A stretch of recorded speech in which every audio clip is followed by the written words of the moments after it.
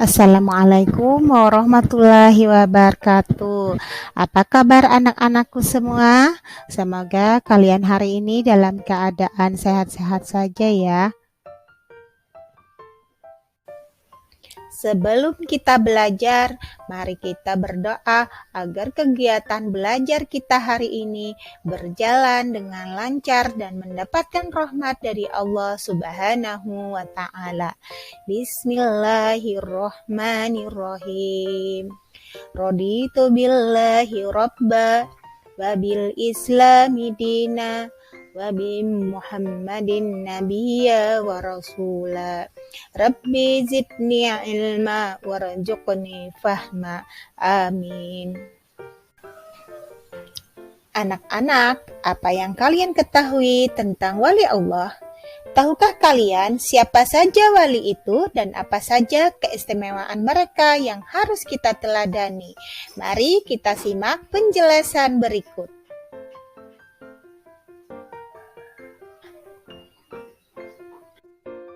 Hari ini kita akan mempelajari tentang Wali Songo.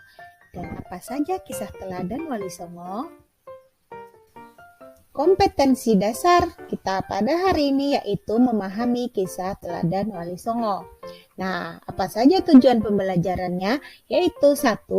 Peserta didik mampu memahami kisah teladan Wali Songo. Yang kedua, peserta didik mampu menceritakan kisah teladan Wali Songo.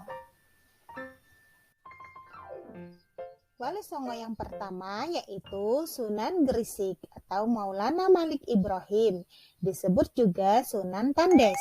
Ia lahir di Samarkand, wafat di Gapura, Gresik, Jawa Timur. Ia mengajarkan cara bercocok tanam. Kisah teladannya adalah semangatnya mendakwah Islam. Sunan Gresik banyak membela rakyat Jawa yang tertindas oleh Majapahit. Yang kedua yaitu Sunan Ampel atau disebut juga dengan Raden Rahmat. Sunan Ampel atau Raden Rahmat dianggap sebagai sesepuh oleh para wali lainnya. Makam Sunan Ampel terletak di dekat Masjid Ampel, Surabaya. Kisah keteladanan yang menarik adalah ketika Sunan Ampel berdakwah kepada Prabu Brawijaya, meskipun akhirnya tidak memeluk agama Islam. Prabu Brawijaya terkesan dengan ajaran Islam sebagai ajaran budi pekerti yang mulia. Sunan Ampel mengerjakan falsafah Mohlimo. Yang dimaksud dengan Mohlimo adalah tidak melakukan 5 perbuatan tercela, yaitu 1. Main atau berjudi, 2.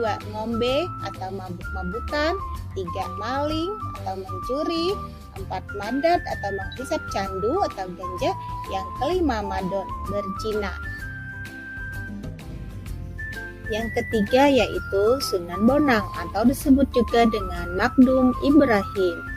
Sunan Bonang adalah putra Sunan Ampel. Kisah keteladanannya adalah cara berdakwahnya yang baik.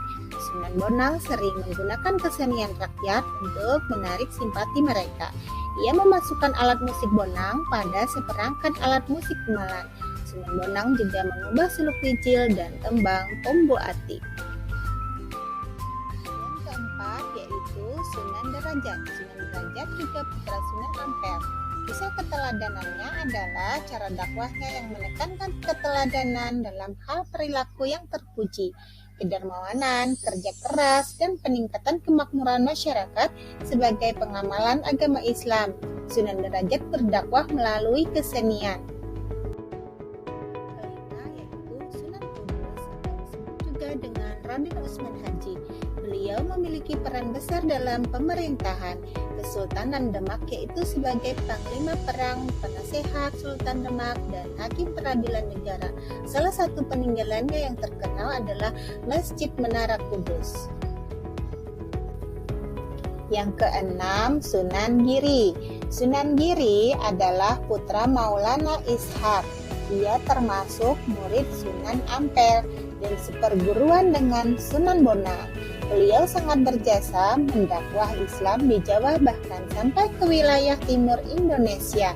Ia pernah menjadi hakim dalam perkara Syekh Siti Jenar. Ia juga mendakwah melalui Ketujuh yaitu Sunan Kalijaga, disebut juga dengan Raden Said. Sunan Kalijaga adalah putra Adipati Tuban yang bernama Tumenggung Wailatikta atau Raden Sahur atau Syed Ahmad bin Mansur. Ia adalah murid Sunan Bonang. Sunan Kalijaga juga menggunakan kesenian dan kebudayaan sebagai sarana untuk berdakwah, seperti wayang kulit dan tembang suluk. Tembang suluk ilir-ilir dan gundul-gundul pacul juga dianggap sebagai hasil karyanya. Yang kedelapan yaitu Sunan Muria.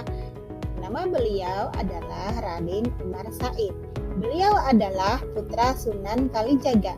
Tempat tinggalnya di Gunung Muria yang letaknya di sebelah utara kota Kudus, Jawa Tengah. Sunan Muria berdakwah dengan cara lembut. Kesenian, gamelan, dan wayang juga tetap digunakannya sebagai alat berdakwah.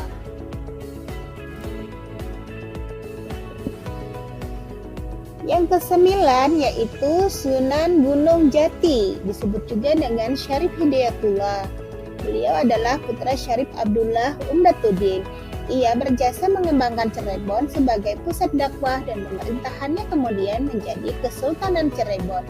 Sunan Gunung Jati memberikan keteladanan yang baik dalam bekerja. Ia sering ikut bermusyawarah dengan para wali lainnya di Masjid Demak. Nah, demikianlah kisah tauladan Wali Songo kita pelajari hari ini. Nah, anak-anak, setelah kita menyimak materi tadi, maka ada kegiatan yang insya Allah kamu bisa melaksanakannya. Ayo, sebutkan falsafah moh limoh Sunan Ampel. Ayo ceritakan kisah teladan Sunan Derajat. Ayo ceritakan kisah teladan Sunan Bonang. Terima kasih ya. Selamat mengerjakan. Assalamualaikum warahmatullahi wabarakatuh.